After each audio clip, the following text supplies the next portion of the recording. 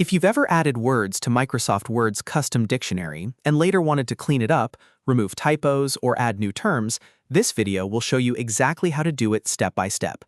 Editing your custom dictionary is a great way to make words smarter for your writing, especially if you use names, industry terms, or specialized vocabulary that Word doesn't recognize by default.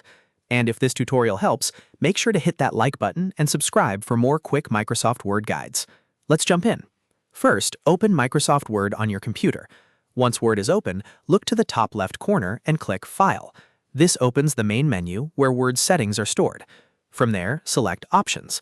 A new Word Options window will appear, and this is where you can change many of Word's spelling, grammar, and editing settings. In the Word Options window, click Proofing. Proofing is the section that controls spelling and grammar behavior, including your custom dictionary. On this screen, look for the area labeled When Correcting Spelling and Grammar in Word. Under that section, you'll see a button called Custom Dictionaries. Click that button to open the list of dictionaries Word is currently using. Now you'll see one or more dictionaries listed. Select the dictionary you want to edit.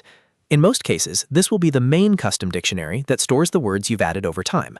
After selecting it, click Edit Word List.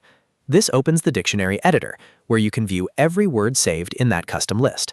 If you want to remove a word, simply click on the word in the list and then click Delete. Word will remove that entry from the custom dictionary right away. This is useful if you accidentally added a misspelling, or if a word no longer needs to be saved as a valid spelling. If you want to add a new word instead, click inside the Words box, type the word exactly as you want it stored, and then click Add.